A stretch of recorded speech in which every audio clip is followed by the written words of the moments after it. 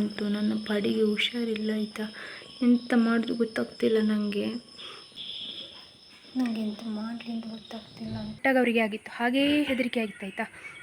ಆದರೂ ಸಹ ದೇವರನ್ನೆಲ್ಲ ನಂಬಿ ಎಂತೆಂತೆಲ್ಲ ಕೊರಗ ಜನನ್ನೆಲ್ಲ ಪ್ರಾರ್ಥನೆ ಮಾಡಿ ಮತ್ತು ಮಲಗಿದೆ. ರಾತ್ರಿ ಹೆದರಿಕೆಯಲ್ಲೇ ಬಿಡೋದು ನೋಡಿ. ಗೊಬ್ಬರ ಪೂರ್ತಿ ತೋಟಕ್ಕೆ ಇಟ್ಟದುಂಟು. ಈ ಥರ ಯಾರಾದರೂ ನೋಡಲಿಲ್ಲ ಅಂದರೆ ಕೆಲವರಿಗೆ ಗೊತ್ತಿರ್ತದೆ. ಹಾಯ್ ಎಲ್ರಿಗೂ ಕೂಡ ನಮಸ್ಕಾರ. ಎಲ್ಲರೂ ಹೇಗಿದ್ದೀರಾ? ಎಲ್ಲರೂ ಆರಾಮ ಸೌಖ್ಯ ಅಂತ ಅಂದ್ಕೊಳ್ತಿದ್ದೇನೆ. ನಾನು ನಿಮ್ಮ ಅನುಷಾ ಕೃಷ್ಣ ನಾಯಕ್. ಹಾಗೆ ನನ್ನ ಚಾನಲನ್ನು ನೀವು ಮೊದಲ ಸರಿ ನೋಡ್ತಿದ್ದೀರಾ ಅಂದರೆ ಪ್ಲೀಸ್ ಸಬ್ಸ್ಕ್ರೈಬ್ ಮಾಡಿ, ಎಲ್ಲರೂ ಬೆಲ್ಲೈಕನ್ ಒತ್ತಿ, ಹಾಗೆ ನಿಮ್ಮ ಫ್ಯಾಮಿಲಿ ಫ್ರೆಂಡ್ಸ್ ಜೊತೆಗೆ ಶೇರ್ ಮಾಡೋದನ್ನು ಕೂಡ ಮರಿಬೇಡಿ. ಇವತ್ತಿನ ವ್ಲಾಗ್ ಸ್ಟಾರ್ಟ್ ಮಾಡುವ, ಲೆಟ್ಸ್ ಗೋ. ಶೋಭಾ ಅವರು ಕಮೆಂಟ್ ಮಾಡಿದ್ದಾರೆ ಅವರ ಹಸ್ಬೆಂಡ್ ರಾಮದಾಸ್ ಅವ್ರದ್ದು ಬರ್ತ್ಡೇ ಅಂತ. ರಾಮದಾಸ್ ಅವರಿಗೆ ವಿಶ್ ಯು ಹ್ಯಾಪಿ ಬರ್ತ್ಡೇ, ಹುಟ್ಟುಹಬ್ಬದ ಹಾರ್ದಿಕ ಶುಭಾಶಯಗಳು. ಯಾವಾಗಲೂ ಖುಷಿಯಾಗಿ ನಗ್ತಾ ಇರಿ. ಹಾಗೆ ಮೇ 30ಕ್ಕೆ ಯಾರ್ದೆಲ್ಲ ಬರ್ತ್ಡೇ ಉಂಟು ಅವರಿಗೆ ಈ ವ್ಲಾಗನ್ನು ಶೇರ್ ಮಾಡಿ ಹ್ಯಾಪಿ ಬರ್ತ್ಡೇ ಹೇಳೋದನ್ನು ಮರಿಬೇಡಿ. ರಾತ್ರಿ ಹತ್ತಾಗ್ತಾ ಉಂಟು, ನನ್ನ ಪಾಡಿಗೆ ಹುಷಾರಿಲ್ಲ ಆಯಿತಾ. ಎಂತ ಮಾಡೋದು ಗೊತ್ತಾಗ್ತಿಲ್ಲ ನನಗೆ. ನನಗೆ ಎಣ್ಣೆಲ್ಲ ಹಾಕಿದ್ದೇನೆ, ಎಂತ ಕಚ್ಚಿಸ್ಕೊಂಡು ಬಂದಿದ್ದಾನೆ ಎಂತ ಗೊತ್ತಿಲ್ಲ. ಅವಳು ಆ್ಯಕ್ಟಿವ್ ಇದ್ದಾಳೆ, ಇವನ ಅಮ್ಮ ನೋಡ್ಕೊಳ್ತಾ ಸಹ ಇಲ್ಲ. ನಾಳೆ ಬೆಳಿಗ್ಗೆ ಹುಷಾರಾಗಲಿ ಅಂತ ಅಂದ್ಕೊಂಡಿದ್ದೇನೆ. ನನಗೆ ಎಷ್ಟು ಬೇಜಾರಾಗ್ತುಂಟಂದರೆ, ಮೊನ್ನೆ ಪುಟ್ಟಗವರಿಗೆ ಹೇಗಾಗಿತ್ತು ಅಷ್ಟು ಹೆದರಿಕೆ ಈಗ ಸಾಕ್ತಾ ಉಂಟು. ಅಮ್ಮ ಮುಂಚೆ ಹೇಗೆ ಮಾಡ್ತಿದ್ರು, ಎಳ್ಳೆಣ್ಣೆ ನನ್ನ ನೆತ್ತಿಗೆ ಹಚ್ತಾ ಇದ್ರು, ಹಾಗೆ ನಾನು ಸಹ ಹಚ್ಚಿದ್ದೇನೆ. ಮತ್ತು ಲಾಸ್ಟ್ ಟೈಮ್ ಇವರಿಗೆ ತಂದದ್ದೊಂದು ಪೌಡರ್ ಇತ್ತು, ಅದನ್ನು ಸಹ ಹಾಲಲ್ಲಿ ಹಾಕಿ ಸ್ವಲ್ಪ ಕುಡಿಸಿದ್ದೇನೆ. ಎಂತ ಗೊತ್ತಿಲ್ಲ, ಇನ್ನು ದೇವರ ಮೇಲೆ ಬಿಟ್ಟಿದ್ದೇನೆ ಅಷ್ಟೇ. ನನಗೆ ಎಂತ ಮಾಡಲಿ ಅಂತ ಗೊತ್ತಾಗ್ತಿಲ್ಲ ಅಂತ.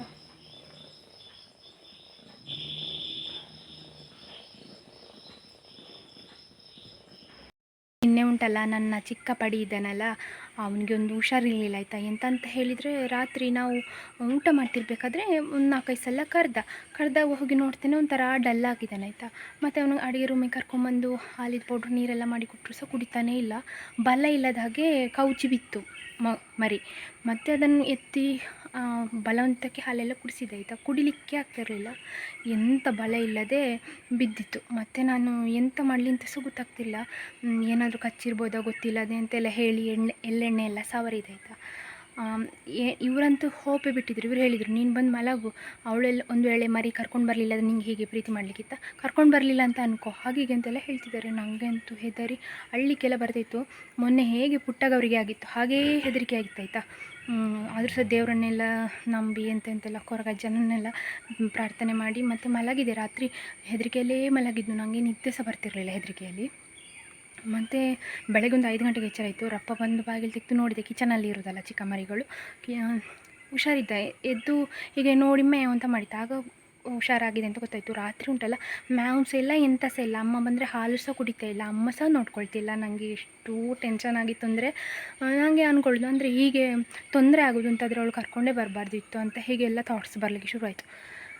ಮತ್ತು ಮುಂಚೆ ನನ್ನ ಅಮ್ಮ ಬೆಕ್ಕಿಗೆ ಏನಾದರೂ ಹುಷಾರಿಲ್ಲ ಅಂದರೆ ಎಳ್ಳೆಣ್ಣೆ ಉಂಟಲ್ಲ, ಅದನ್ನು ತಲೆಗೆ ಅಂದರೆ ನೆತ್ತಿಗೆ ಹಚ್ಚಿ ಸ್ವಲ್ಪ ತಲೆಗೆ ಹಚ್ಚಿ ಬಿಡ್ತಿದ್ದದ್ದು, ಸ್ವಲ್ಪ ಕುಡಿಸಿ. ಹಾಗೆಯೇ ಮಾಡಿದೆ ಆಯಿತಾ, ಒಂದು ವೇಳೆ ವಿಷಯ ಏನಾದರೂ ಇದ್ದರೆ ಹೋಗಲಿ ಅಂತ.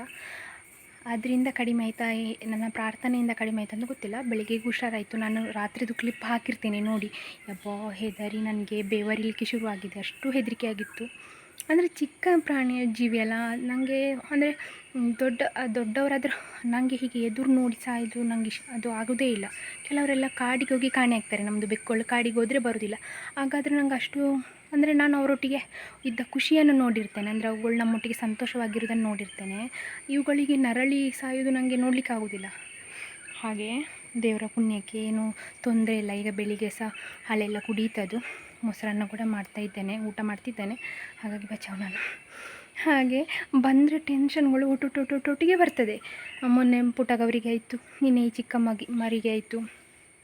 ಹಾಗೆ ಅಂದರೆ ನನಗೆ ಪ್ರಾಣಿಗಳೊಟ್ಟಿಗೆ ಅಟ್ಯಾಚ್ಮೆಂಟ್ ಜಾಸ್ತಿ ಅಲ್ಲ, ತುಂಬ ಪ್ರಾಣಿಗಳನ್ನು ಇಷ್ಟಪಡ್ತಾರಲ್ಲ ಅವರಿಗೆ ಗೊತ್ತಿರ್ತದೆ ನನ್ನ ಫೀಲಿಂಗ್. ಕೆಲವರೆಲ್ಲ ಆಯಿತು ಬಿಡು ಸಾಯ್ಲಿ ಅಂತ ಹೇಳ್ತಾರೆ, ನನಗೆ ಹಾಗೆ ಅಲ್ಲ, ನನಗೆ ಅದು ಬೇರೆಯೇ ಆಯಿತಾ. ಅದಕ್ಕೋಸ್ಕರ ಅದು ನೋಡಿ ನಾನು ಕ್ಲಿಪ್ ಹಾಕಿರ್ತೇನೆ ಹೇಗಿತ್ತು ಮರಿ ಅಂತ.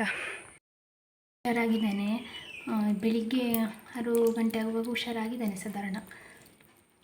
ನಿನ್ನೆ ರಾತ್ರಿ ಒಂದು ಹೇಗೆ ಆಗಿದ್ದ ಅಂದರೆ ಎಂಥ ಬಲ ಇಲ್ಲ, ಅಡ್ಡ ಬಿದ್ದಿದ್ದಾನೆ. ಅವಳಾದರೂ ಹುಷಾರಿದ್ಲು, ಇವಂತೂ ಎಂಥ ಮೈಯಲ್ಲೆಲ್ಲ ಶಕ್ತಿಯೇ ಇರಲಿಲ್ಲ ಅವನಿಗೆ. ಅಮ್ಮ ಸಹ ನೋಡ್ಕೊಳ್ತಿರ್ಲಿಲ್ಲ ಅಂತ. ಮತ್ತು ನಾನು ಎಳ್ಳೆಣ್ಣೆಲ್ಲ ಹಚ್ಚಿ ಒಂದು ಅರ್ಧ ಸ್ಪೂನ್ ಎಳ್ಳೆಣ್ಣೆ ಕುಡಿಸಿ, ಮತ್ತೊಂದು ಮೊನ್ನೆ ಬೆಕ್ಕುಗಳಿಗೆ ಒಂದು ಪೌಡ್ರ್ ತಂದದಿತ್ತು ಹಾಲಲ್ಲಿ ಹಾಕಿ ಕುಡಲಿಕ್ಕೆ, ಅದನ್ನು ಸಹ ಹಾಕಿ ಕುಡಿಸಿ ಎಂತೆಲ್ಲ ಶತ ಪ್ರಯತ್ನ ಮಾಡಿದ್ದೇನೆ ಆಯಿತಾ. ಹೇಗೆ ಆದ್ದು ಸಡನ್ ಎಂತ ಆದ್ದು ಅಂತಲೇ ಗೊತ್ತಿಲ್ಲ. ನಮಗೆ ಹೆದರಿಕಾಗಿತ್ತು ಎಂತಾದರೂ ಕಚ್ಚಿರ್ಬೋದಾ ಅಂತ. ಹಾಗೆ ಎಂತ ಸಹ ಆಗಲಿಲ್ಲ ಪುಣ್ಯಕ್ಕೆ. ಇವರು ಹೋಪೇ ಬಿಟ್ಟಿದ್ದರು ಗಣಿ. ನಾನು ಮಾತ್ರ ನನಗೆ ಹೆದರಿಕೆಯಲ್ಲಿ ಹತ್ತು ರಾತ್ರಿ ಹತ್ತುಕೊಂಡೇ ಮಲಗಿದ್ದು. ನನಗೆ ಎಷ್ಟೊತ್ತಿಗೆ ನಿದ್ದೆ ಬಂತು ಸಹ ಗೊತ್ತಿಲ್ಲ. ಹತ್ತುಕೊಂಡೇ ಮಲಗಿದ್ದು. ನನಗೆ ಹೆದರಿಕೆ ಆಗ್ತಾಯಿತ್ತು ನಾನು ಬಿಟ್ಟು ಮಲಗಲಿಕ್ಕೆ ಕೂಡ. ಈಗ ಹುಷಾರಾಗಿದ್ದೇನೆ. ಯಾಕಂದರೆ ನನಗೆ ಇಷ್ಟ ಈ ಕಲರ್ದು ಬೇಕಂತ ಹೇಳಿದರೆ ಎಲ್ಲರೂ ಸಹ ಇಷ್ಟ. ಆದರೆ ಇವ್ರದ್ದೆಲ್ಲ ಒಂದು ಸ್ವಲ್ಪ ಪ್ರೀತಿ ಜಾಸ್ತಿ. ಸುಮಾರು ವರ್ಷಗಳ ನಂತರ ಈ ಮರಿ ಹುಟ್ಟಿದ್ದಲ್ಲ, ಹಾಗೆ ಹುಷಾರಿದ್ದರೆ ಸಾಕಪ್ಪ ದೇವ್ರೆ. ಇವತ್ತು ಸಹ ಗೊಬ್ಬರ ತೆಗಿಲಿಕ್ಕೆ ಇದ್ದಾರೆ. ಗುಂಡಿಯಲ್ಲಿ ಸ್ವಲ್ಪ ಬಾಕಿ ಇತ್ತಲ್ಲ, ಅದನ್ನು ತೆಗಿತಾ ಇದ್ದಾರೆ. ಹಾಗೆ ಅವರಿಗೆ ತಿಂಡಿ ಎಲ್ಲ ಮಾಡಿಕೊಟ್ಟು 10 ಗಂಟೆ ತಿಂಡಿ ಆಯಿತು. ನನಗೆ ಇಲ್ಲಿ ಸುವರ್ಣಗೆಡ್ಡೆದು ಸಾಲಲ್ಲಿ ಹುಲ್ಲು ಹಿರಲಿಕ್ಕೆ ಹೇಳಿದರು ಅಪ್ಪ ನಿನ್ನೆ. ಯಾಕಂದರೆ ಅದಕ್ಕೆ ಸಹ ಗೊಬ್ಬರ ಇಡಬೇಕಲ್ಲ, ಅದಕ್ಕೋಸ್ಕರ. ಮತ್ತು ನನಗೆ ಸುವರ್ಣಗೆಡ್ಡೆ ಹೇಗೆ ನೆಡೋದು ಅಂತ ಕೇಳಿದ್ರಿ. ಅದು ನಾವು ಈ ವರ್ಷ ನೆಟ್ಟದ್ದಲ್ಲ, ಕಳೆದ ವರ್ಷ ಅಲ್ಲ, ಅದರ ಮುಂಚಿನ ವರ್ಷ ನೆಟ್ಟದ್ದು. ಸುವರ್ಣಗೆಡ್ಡೆದು ಚಿಕ್ಕ ಚಿಕ್ಕ ಈ ಸುವರ್ಣಗೆಡ್ಡೆಯಲ್ಲಿ ಸೈಡಿಗೆ ಅದರದ್ದು ಬೀಜಗಳಿರ್ತದೆ, ಅಂದರೆ ಚಿಕ್ಕದು ಜಾಯಿಂಟ್ ಆಗಿ ಕೊಂಡಿರ್ತದೆ. ಅದನ್ನೇ ನೆಡುವಂಥದ್ದು. ಅದು ಈ ವರ್ಷ ನೆಟ್ಟರೆ ಬರೋ ವರ್ಷದಿಂದ ಆಗಲಿಕ್ಕೆ ಶುರುವಾಗ್ತದೆ. ನಮಗೆ ಬೇಕಾದ್ದನ್ನು ನಾವು ತಗೊಳ್ಬೋದು, ಬೇಡ ಅಂತ ಹೇಳಿದರೆ ಅಲ್ಲೇ ಬಿಡ್ಬೋದು. ಅದು ಬರೋ ವರ್ಷಕ್ಕೆ ಮತ್ತೆ ಆಗ್ತದೆ. ಆದರೆ ಅದು ಭೂಮಿಯೊಳಗಿದ್ದು ಹಾಳಾಗೋದಿಲ್ಲ. ಈ ವರ್ಷ ತೆಗಿಲಿಲ್ಲ ಅಂದರೆ ಬರೋ ವರ್ಷಕ್ಕೆ ಮತ್ತೆ ಅದರಲ್ಲಿ ಹೂ ಅರಳಿ, ಆ ಹೂ ವಾಸನೆದು ಹೂ ತೆಗೆದಾದ್ಮೇಲೆ ಅಲ್ಲಿ ಗಿಡ ಬರಲಿಕ್ಕೆ ಶುರುವಾಗ್ತದೆ. ಹಾಗೆ ಅದೇ ಥರ ಕಂಟಿನ್ಯೂ. ಕಳೆದ ಸಲ ನಾವು 4 ಗಿಡ ನಾಲ್ಕು ಬುಡ ತೆಗೆದಿದ್ವಿ. ಹಾಗೆ ಅದರಲ್ಲಿ ಆಗಲಿಲ್ಲ, ಗಿಡ ಆಗಲಿಲ್ಲ. ಈಗ ಕಳೆದ ವರ್ಷ ನಾವು ತೆಗಿಲಿಲ್ಲಲ್ಲ, ಅದರದ್ದು ಬುಡದಲ್ಲಿ ಉಂಟು. ನಾನೀಗ ತೋರಿಸ್ತೇನೆ ಬನ್ನಿ. ನಮ್ಮದು ಸುವರ್ಣಗೆಡ್ಡೆದು ಸಾಲು ಕಳೆದ ವರ್ಷ ಇಲ್ಲಿಂದ ತೆಗೆದಿದ್ವಿ ನಾವು, ಸೇಲಿಗೆ ಅಂತ ಹೇಳಿ. ಆಮೇಲೆ ತೆಗೆಯದ್ದು ಬುಡದಲ್ಲಿ ಗಿಡ ಆಗಿದೆ ನೋಡಿ. ಹೀಗೆ ನೀವು ಒಂದು ವರ್ಷ ನೆಟ್ಟರೆ ಬರೋ ವರ್ಷದಿಂದ ಆಗಲಿಕ್ಕೆ ಶುರುವಾಗ್ತದೆ. ನಿಮಗೆ ಬೇಕಾದ್ದನ್ನು ತಗೊಳ್ಬೋದು, ಬೇಡ ಅಂತ ಹೇಳಿದರೆ ಅಲ್ಲೇ ಬಿಟ್ಟರೆ ಬರೋ ವರ್ಷ ಮತ್ತೆ ಹೂ ಅರಳಿ ಅಲ್ಲೇ ಗಿಡ ಆಗ್ತದೆ. ಹೀಗೆ ಅಂದರೆ ಒಂದು ಸಲ ನಾವು ಗೊಬ್ಬರ ಇಡ್ತೇವೆ, ಬಿಟ್ಟರೆ ಬೇರೆ ಎಂತ ಹಾಕೋದಿಲ್ಲ. ಆಮೇಲೆ ಬೇಸಿಗೆಗಾಲದಲ್ಲಿ ಅಪ್ಪ ಸ್ವಲ್ಪ ನೀರು ಬಿಡ್ತಾರೆ ಅಷ್ಟೇ.